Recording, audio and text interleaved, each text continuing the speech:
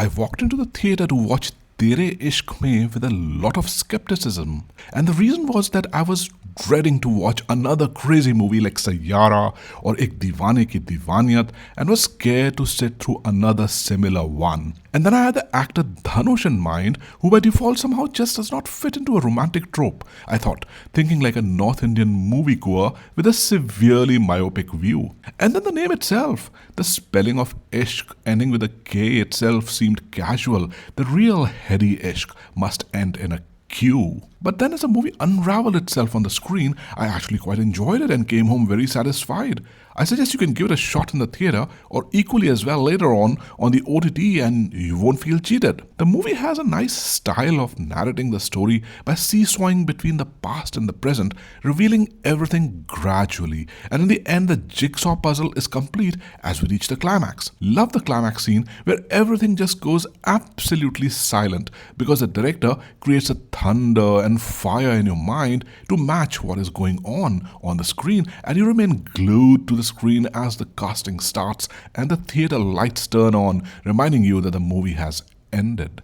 The movie is set up in Delhi and tells us the story of a girl called Mukti, played by Kriti Sanon, and a guy called Shankar, played by Dhanush. Mukti is a budding doctorate psychologist and belongs to the upper strata of the society, living in a big bungalow with his IAS dad, who's a joint secretary. Shankar, on the other hand, is a violent law student who is the president of the student union. He fights in the streets with goons, is involved in politics, and is a kind of a violent leader. He's a South Indian, Tamilian apparently, living with his dad in a small, dingy one room in a crowded area of Delhi. Clearly, there's a big economic and cultural gap between the two protagonists. And then Mukti decides to take on Shankar as a subject, where she wants to work upon with her psychology skills to reduce his violent behavior. There's no treachery here. Mukti tells upfront to Shankar that she will work upon him as a subject. This leads to funny moments, and the wonderful part is that I saw the audience reacting to Dhanush and Mukti with a lot of laughs. So all those scenes are quite enjoyable. Thus, the movie prepares you nicely for what's coming up next. And what comes next is emotionally violent. Shankar falls in love with Mukti, but Mukti is clearly not in love with Shankar. Or perhaps she is? We keep grappling with this question throughout, as there is one change in Shankar after another, which takes us from the world of college student unions to IAS examinations, to petrol bombs, to Indian pilots flying Tejas, to a cremation in Banaras by the river Ganges called the Manikarnika Ghat. Looking back at all this, I sometimes get a feeling that I should go and watch this movie all over again. Dhanush stands out in his acting playing Shankar. Really, he does. He really portrays the pain of his character beautifully on the screen, which is a result of a troubled childhood. It makes you wonder what we are doing with such folks in our society who are living through a childhood trauma and have no recourse to any medical help. The way Dhanush's looks change from being a street goon to a job which anybody in the country would be proud of is really very interesting. By all means, Dhanush's Hindi accent is very much South Indian, but the director intelligently justifies that by openly portraying Dhanush as a guy belonging to a South Indian family. So you accept his accent naturally. In fact, it makes the story and emotions even more relatable and believable. In short, Dhanush is, as the movie says itself at a place, outstanding, outrageous, and out of hand. Prakash Raj playing the father of Dhanush acts brilliantly.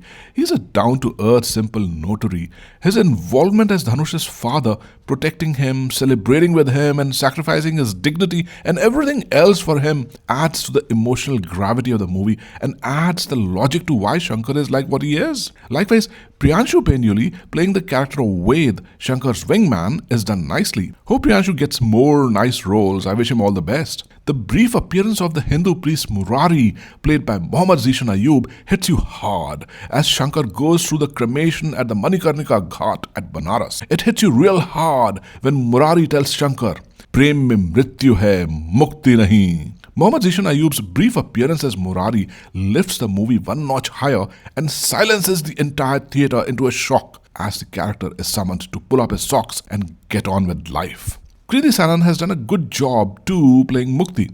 In fact, this might be the most mature character she has ever played, that of a budding psychologist living in the upper strata of the society. Overall, she is fair in her relationship with Shankar. Shankar is her subject, if not a patient. She is analytical about Shankar and realizes what his problem is. Her acting brings out the empathy she feels for Shankar. I suppose these are the kind of intelligent roles that Kriti Sanon should play more often, which would do justice to her acting prowess instead of just being a bimbo on the screen.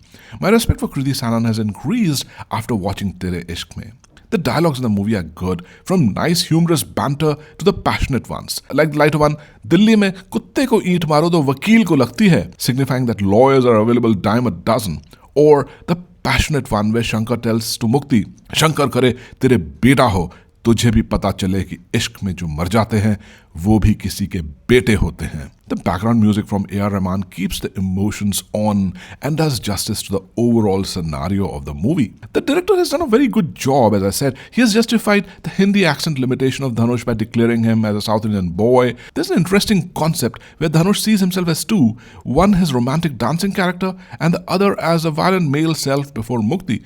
And this gives a chance to bring out the lighter side of Dhanush, which would have otherwise been difficult to portray. There's an interesting scene where Shankar is all crazy and violent, about to set a fire in a restaurant, and Mukti and her friend talk in French how to handle the situation. And it doesn't come as awkward because the movie has already declared earlier that Mukti has already spent a lot of time in France. It is at these moments that you realize that some thought has gone into the movie. Likewise, it is also quite as well that the movie does not try to be Top Gun and uses the Top Gun style only to the right extent in the context of the movie to add to the emotions and not eclipse them. There's only one grouse I have with the movie. If I were to be the director, I would have added gravity to the relationship between Shankar and Mukti as a medical situation handling. Mukti is in a unique position of being a top-notch psychologist. Shankar should have been a pure patient for her. And that could have led to some very interesting situations, as Mukti could have tried to bring the best out in Shankar using her medical skills. Instead, the movie uses this to a much lesser extent and goes into the zone of emotional trope between the two more. And I suppose that is where the movie remains in the Bollywood zone instead of trying to be a more Hollywood-style movie.